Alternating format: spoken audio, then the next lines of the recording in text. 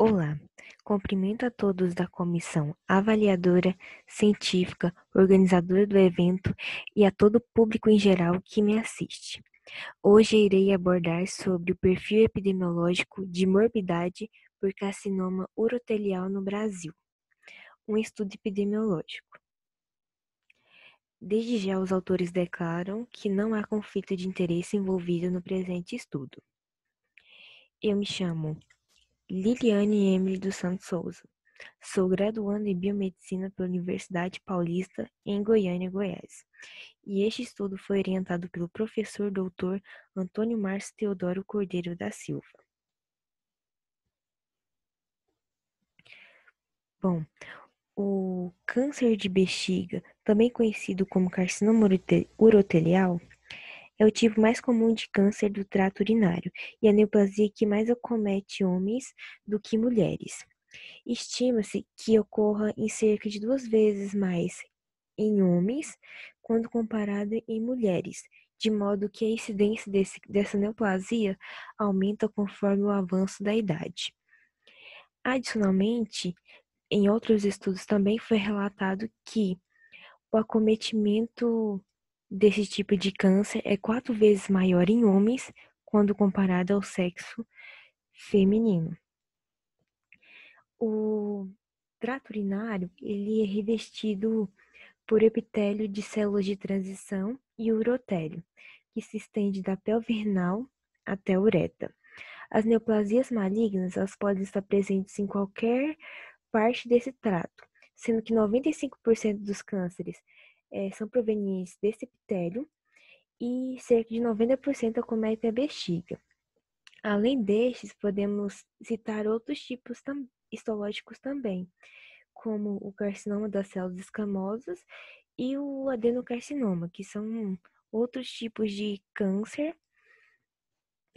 uroteriais, mas que são de menor incidência. Para esse tipo de câncer, os fatores de risco envolvidos encontram-se o tabagismo, as infecções pelo parasita esquistossoma hematóbio, a exposição também ocupacional a carcinogênicos, tais como as aminas aromáticas, hidrocarbonetos, que também são usualmente utilizados pelas indústrias no processamento de tintas, tinturas, metais, produtos proteíferos, dentre outros. Estima-se que a patogênese da doença envolvida relacionada à exposição a esses carcinogênios esteja relacionado com a inalação, por muitas vezes, o contato com essas substâncias químicas que, ao entrar e serem circulantes no sistema sanguíneo ali do indivíduo, vão chegar pela circulação até os rins, onde ocorre a filtração do sangue, e vai ter a retenção daqueles produtos químicos que, quando acumulado com o tempo, ao longo dos anos, pode gerar o acometimento ali e a ocorrência de tumores. Assim, o principal sintoma da doença é a presença de hematúria na urina, ou seja, de sangue na urina, em quantidade e frequências variáveis, onde o diagnóstico é realizado por meio de exames de urina e também outros. Adicionalmente, a gente indica que, de acordo com estudos clínicos, em 80% dos acometimentos, o câncer de bexiga é diagnosticado em estágio não invasivo, e os tratamentos conservadores, como quimioterapia e outros, eles são mais eficazes e o prognóstico é melhor. Entretanto, a doença apresenta significativa morbidade, com o número de internações, onde o prognóstico ele vai depender de diversos fatores, como estágio, o grau histológico desse tumor, a presença de uma ou mais lesões, se ocorre invasão linfática do sistema sanguíneo também, e associação com o carcinoma em seu estágio inicial, como carcinoma in situ. A morfologia também, como esse câncer se expressa, e os padrões de mutação gênica ou histórico familiar da doença. Dessa forma, como forma de avaliar a morbidade dessa doença no Brasil, nós realizamos um estudo epidemiológico com o objetivo de descrever o perfil epidemiológico de morbidade por câncer de bexiga no Brasil, segundo sexo e faixa etária, no período de 2016 a 2020. Para esse estudo, as palavras-chave utilizadas compreenderam epidemiologia, morbidade e neoplasias urológicas.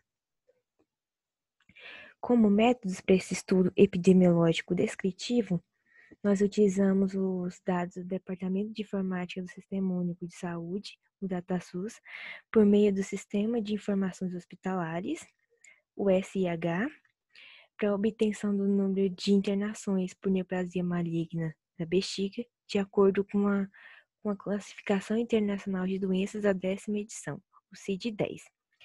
Esses dados foram categorizados por sexo, em masculino e feminino, por faixa etárias de a partir dos 30 anos até acima de 80 anos, e no período de janeiro de 2016 a abril de 2020. Como resultados, obtivemos que durante esse período foram registrados 73.160 internações, onde o ano de 2019 apresentou o maior número, com 18.829 internações, e o ano de 2020 é o menor, com 6.251 casos. Com relação às internações por sexo, o sexo masculino apresentou o maior número de internações, com um quantitativo de 52.046 hospitalizações. E com relação à faixa etária, indivíduos entre as idades de 60 e 69 anos apresentaram o maior número de casos, com 23.771 hospitalizações. Esses dados nos mostram a importância de se analisar o perfil de morbidade pela doença, onde se observa que os registros para o ano de 2020 apontaram para o menor índice de morbidade devido aos dados do sistema SIH ter sido coletados até o mês de abril, não tendo sido avaliado um panorama geral do ano em todo em si. E corroborando com os achados dos estudos, nós obtivemos que a incidência foi maior em homens e também em idosos, por conta também das lesões cumulativas ao longo da vida do indivíduo e também do envelhecimento do sistema do indivíduo. Assim, a gente observa que o carcinoma urotelial constitui um importante problema de saúde pública no Brasil. Mensurar o impacto dessa morbidade na população brasileira, através do fortalecimento das políticas públicas de promoção à saúde e atuação na prevenção de recorrência dos fatores de risco, com ênfase em homens e também em idosos, a gente observa que isso é fundamental para a diminuição desses números das hospitalizações por carcinoma urotelial no Brasil.